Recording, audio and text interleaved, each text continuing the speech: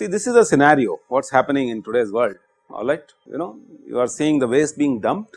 I have shown red color to depict its toxicity, hazardicity, clear. So, intentionally I have shown you two domains. One domain is the atmosphere, clear, another one is subsurface environment, because we are going to tackle this portion or this domain much more, being a geotechnical engineers, clear. We normally do not talk about the aerosols much and atmosphere much, because our philosophy is that whatever pollutants are there, when the rains will come, everything will settle down and it becomes a beautiful problem associated with seepage in porous media. I can handle it, agree. So, here what is happening is the waste is being dumped in the subsurface, on the subsurface, and this is how the spread of the waste is being shown, what we have been discussing in the previous slide. These arrows depict the movement of the water table, and this is the stagnant or the standing water table, alright. Because of the pumping operations, to sustain life, you do pumping out of water or the resources. Now, when you are dumping this waste material over here, what happens? This waste material interacts with, first of all, the first zone of the soil which is above the water table, and knowledge of geomechanics says that these layers of geomaterial could be variably saturated depending upon the depth of water table. The bottommost portion at this point is going to be saturated. As you move up, the dry portion starts. We call this as a variably saturated zone. We also call this zone as Vadose zone. In simple language, we also call this zone as unsaturated soils, clear, or partially saturated soils. So, you should not get bogged down by the fact that anybody uses the word Vadose zone or partially saturated. It is simple to understand. That means saturation is a function of depth, location of the water table and the material properties, clear. So, the first interaction which is going to occur because of disposal of the waste is the waste is going to interact with the soils which are partially saturated. That could be dry also, it could be saturation 75% also. So, this is also partially saturated, but not fully saturated. Then comes the water table. This is the aquifer which I have shown. Mostly the aquifers are fractured rock mass, highly porous systems, so that they can store fresh water in them. Now, this activity does not remain confined up to the upper layer of the soils, and it might migrate into the second layer of the soil mass also, which is submerged and saturated, clear. However, there is a possibility that if the first zone is extremely thick, very high, large extent in the depth, and if the soil is of a certain type, that it acts as a barrier. We use the term attenuator, attenuation, clear. So, if this soil mass has the properties of attenuating the waste components, retarding them, stopping their migration, chemically the soils are so active that they will not let contaminants to migrate from one point to another point to another point to another point, and they sorb everything, and hence the intensity of the waste reduces from top to bottom, clear. I have used lot of technical words here. So, the way I was describing this layer is, if this layer of the soil is quite deep or it contains the minerals which are hyperactive, whose sorption capacity is very high, clear. Under those circumstances, this waste will not encounter the second layer. These type of systems could be naturally existing, or these type of system can be engineered. This is fine. So, this is what the engineering is, technology application is, as far as the waste containments are concerned. The recent name which is given to this type of professional activities is waste mechanics. So, you will find, if you check it on net, there are several schools in western world which offer a full course on waste mechanics. They do not offer a course on soil mechanics, rock mechanics only, they offer a full course on waste mechanics, because I have used lot of words, technical words, and each of these words is so intricate, it requires several hours to discuss, to understand and to assimilate, and that is what actually we are trying to study now. Is this part clear? Have you understood this? So, that is the layer number 1. This also answers your question. Somebody was saying it can be dumped. So, you are saying that there are pits, I can drop something over there, and my objection was nobody is going to allow you to do this right now. You know why? Because now we have certain amount of knowledge, and this knowledge is in practice, and there are rules and regulations which will forbid you to do all these type of activities, clear. So, then we talk about the engineered systems, engineered landfills, sanitary landfills and so on. We will discuss all this thing. It's okay. Now, look at the second situation. In my home also there is a pit and waste are dumped there. So I was just thinking, oh, So, what can I do all with these that? places are culprit, accumulated, whatever percolations are occurring, ultimately this becomes a huge effect, that is it. So, each and every leaking pond, storage area is a culprit, knowingly, unknowingly, ignorance, whatever. We have talked about all these things, clear, in yesterday's lecture. So, look at this situation. Now, this is a saturated material, saturated geomaterial, and there is an interaction of the waste with the saturated soils with a flow of water. Ultimately, this hits the fractured rock mass, because this happens to be an aquifer. By virtue of fractures, what will happen? All these activity will enter into the aquifer. The most vulnerable situation would be when the intake wells also get affected because of the activity of the waste which is being discharged, because this is what you are directly going to consume. So, this is what the whole system is right now, and what we are supposed to do is we are supposed to deal with this situation. Dealing with the situation is a very good term, you understand. You just deal with the person and let me know how to handle or how to come out of the situation. I have also shown a beautiful tree here, and what I am trying to show you is that the roots are getting affected. So, because you have read the editorial which I wrote, I hope you can understand. This is a new branch of geotechnical engineering which is evolving in today's world, where we talk about root, soil, bacteria, atmosphere interaction. Huge R&D is being done, because everybody is ultimately bothered about sustenance, clear, and these type of situations are occurring everywhere. So, the chances are that whatever commodities you are consuming, they are adulterated, fish, meat, vegetables, everything. And now, if you read the papers, you are realizing that those who are vegetarians versus non-vegetarian, all that discussion is going on.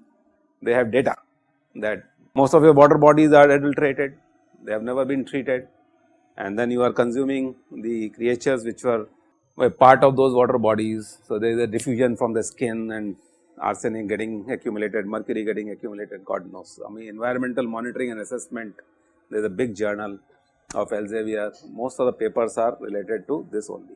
If you get a time, please go through hundreds of papers. All over the world, people are working on all these things. Anyway, so this is the situation which describes the scope of environmental geomechanics very well. So, challenges are quite enormous.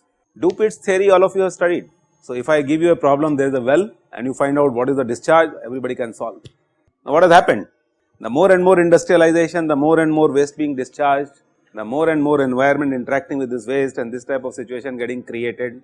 Apply your Dupit's theory, a big question mark. Why? We have ignored very conveniently the influence of this extra activity on the soil. The chances are that this material could be so aggressive that it may eat up the entire soil mass, if the soil mass has a lot of organic matter in it. That means, rather than having a compacted dense soil, I would be having a lot of voids over there, the soil mass which have been eaten up by the contaminants, chemicals, agreed. There might be some chemical reaction which is going on in the system when it comes in contact with the moisture in the soil. There might be bacteria associated with this. Look at this, this is not only the chemical activity which is flowing from one point to another point. Just now I said that the ponds or the lagoons where you store the industrial waste might be leaking. So, what about the sewage disposal lagoons or the ponds? The sewage water is percolating in the ground, and sewage water is going to carry along with it pathogens, bacteria, microbes, clear. So, in the process the entire thing is also migrating, and which knowingly unknowingly we are consuming. So, when we talk about contaminant transport, the domain has become very big. Is the chemical species present in the contaminants? Is the radioactive species which is present in the contaminant? It is the temperature at which the waste is being dumped. It is the microbial activity, pathogenic activity, clear, fungal activity which might be present over there, and put together I want to see what is the contaminant transport from one point to another point. Is this okay? And then comes uptake capacities of the plants. So, meaning thereby you require a lot of information about each and every aspect of this picture, which I have depicted in a very simple manner. Hydraulics is involved, geochemistry is involved, plant pathology is involved, agriculture science is required, soil science is required, and so on, climate science is required. We will be talking about this slowly. So, let me ask you a question. Do we have tools by which we can answer what is going to happen, when, where, why, how? Very good. So, this funda is very correct, that every case is independent, isolated, clear, you cannot generalize anything, very nice. What is the impact of this activity on this house? Environmental impact assessment. What is the activity going to do to the water which I am going to take out for my agriculture, for my drinking, and so on.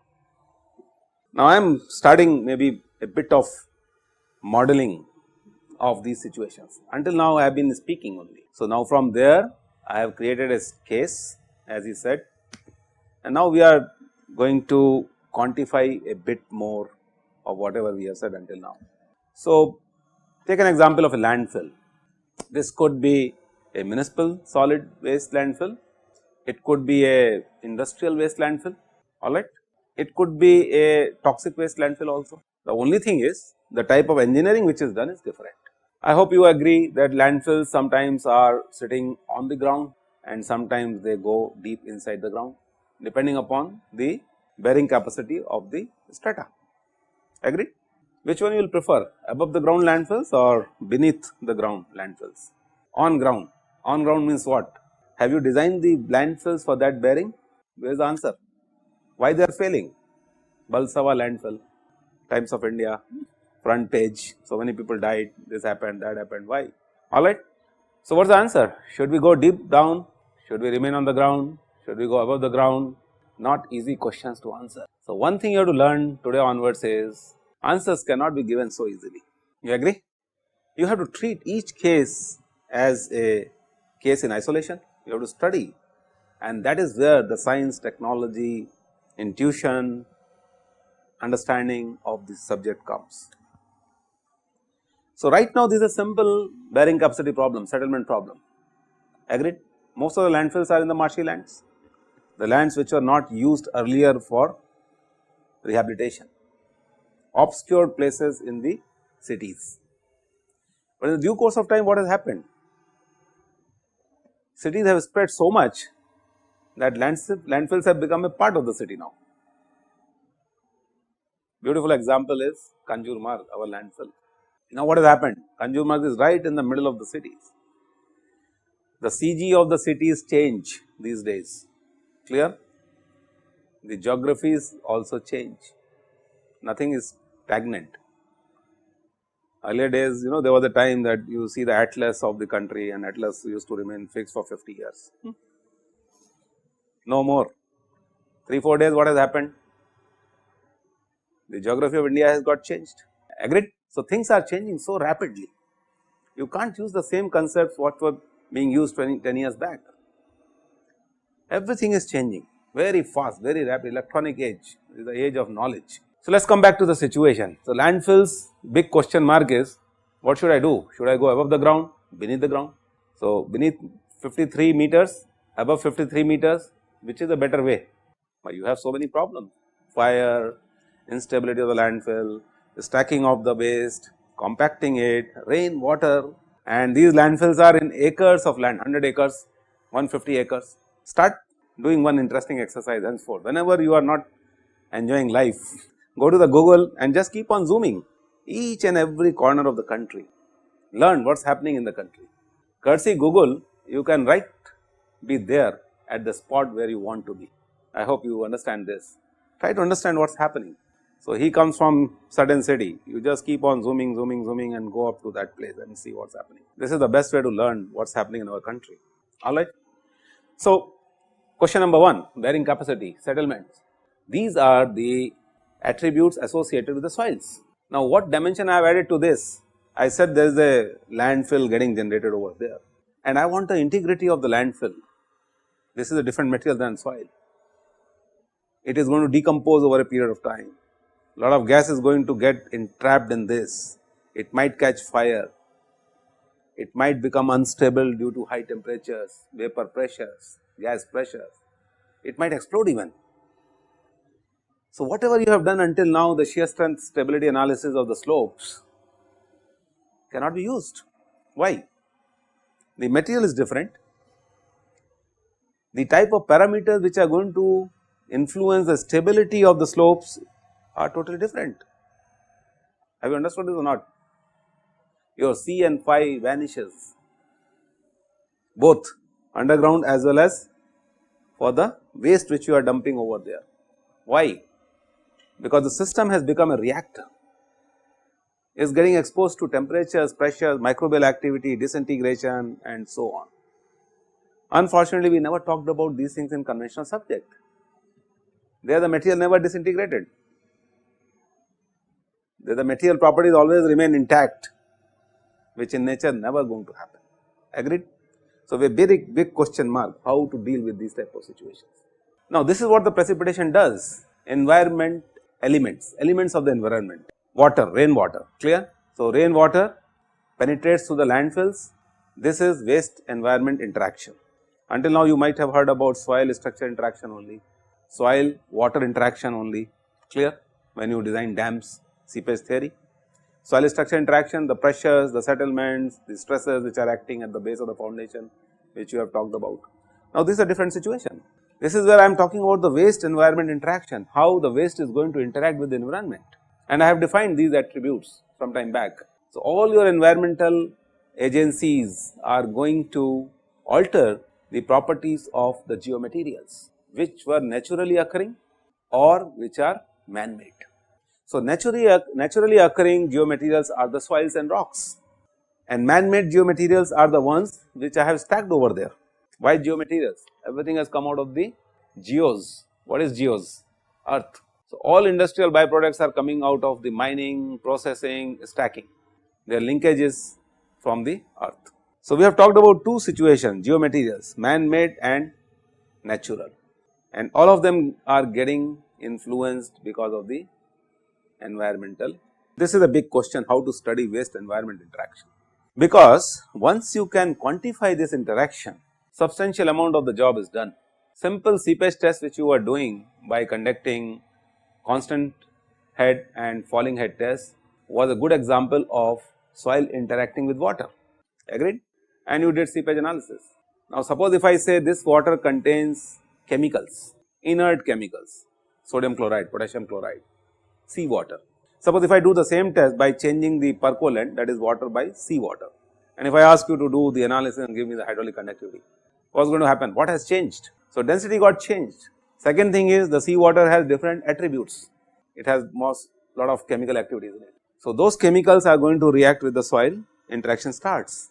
I will add further complications to this. I will say the sea water is at elevated temperature. So, now you have chemical activity and temperatures also associated with this, and then if I ask you find out the hydraulic conductivity of the soil mass. Now, the question is, sir, what is the concentration of the chemical species which is present in the sea water, and what is the temperature range you are talking about? We never asked these questions earlier. For us, the system was so strong that nothing is going to alter this. But look, now we are asking several questions.